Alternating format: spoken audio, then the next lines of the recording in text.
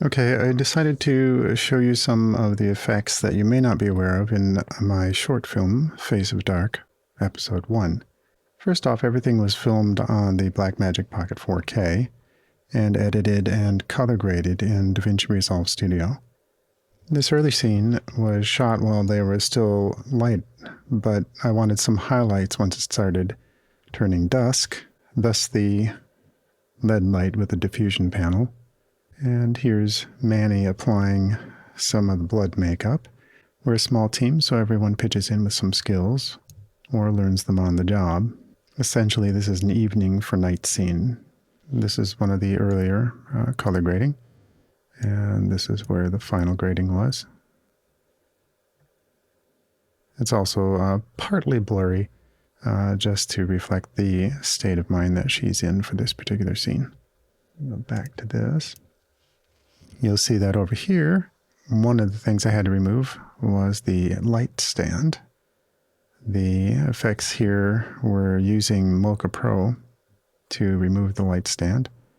It's a simple thing, but the more I looked at it when I was working on it, I figured, okay, people probably wouldn't see it, but the more I looked at it, the more I needed it gone. And Mocha Pro allows for that removal of objects like that really well and fairly painless. So going from that to that, those are the remove. In this scene, we have her with her blood makeup, except that it's just on the nose. I needed a lot more because of what was going on in the scene, but we didn't have time to get her all made up, which meaning basically that I didn't have time to do it myself. So what I did was with the color grading, you can see that starts adding some of the effects.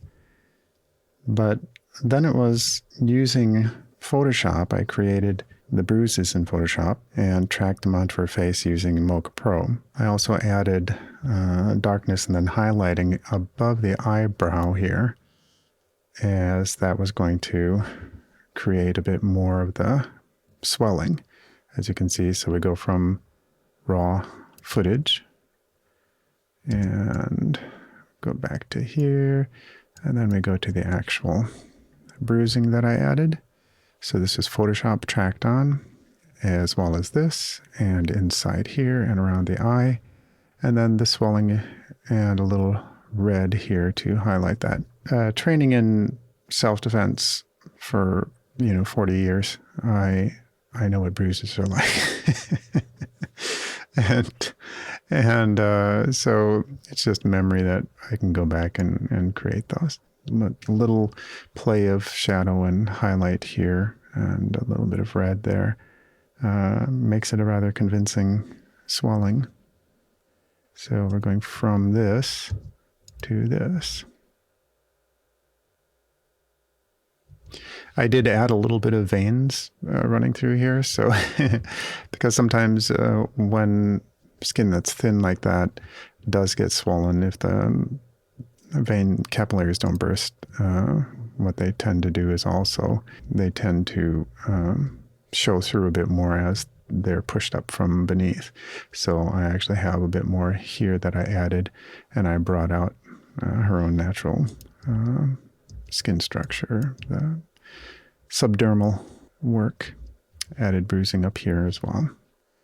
And this was just enhanced as far as it's the color grading. The color grading added some depth and realism to the trauma. So again, we're going from this to this. So for this particular scene, you can see right here, our anti-hero is supposed to be hiding her accomplice in this darkened area.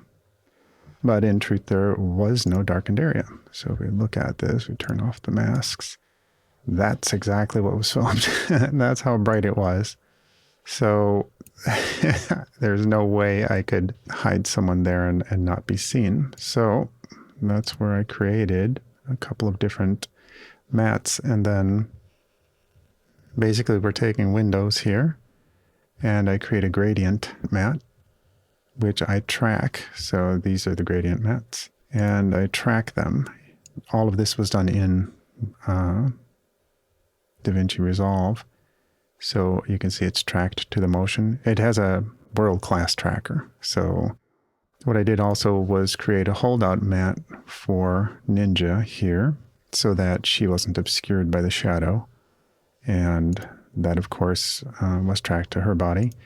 And once the track was finished, the matte was turned off.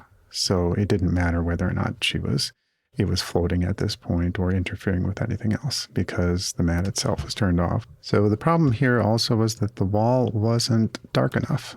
So when going through the bit, we can still see some stuff here. This wasn't thick enough. I had to go back to this. And what I did was I created another gradient matte using these, and also another square to make sure that everything was countered. So I did a counter matte here and a gradient matte. So the gradient matte basically will fill the whole screen up to a certain point, and this square cancels out anything that extended beyond the edge of the wall. So, and again, it was all tracked in Davinci Resolve. The effect is actually quite convincing since nobody pays attention to the wall, especially when there's dialogue going on in this scene and a threat being imposed. Her bringing down that stick was definitely something that was going to take place, and this looked natural enough that there just wasn't, I wasn't concerned about it. It actually worked really well. And of course, that's for the reveal when our character does come out from the scene. And I won't spoil it for you, but that's there. But it happens, and it all works out really, really nicely though. And again, this is an adjustment matte that was thrown over, or an adjustment layer thrown over everything. When I turn it on, you'll see that the color grading comes in and changes things somewhat dramatically. So basically adding contrast, changing the subtle tones across the scene.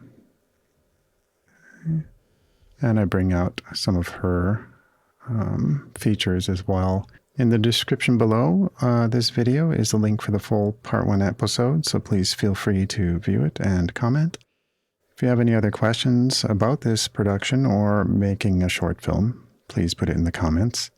With time and this type of software and the Blackmagic camera, you can do professional level productions. So this was all done on zero budget. Everybody pitched in and we created this project with some really talented people. So please like and subscribe to help grow our channel. We're working to put more and more content up. And just let us know what you'd like to see. Thank you.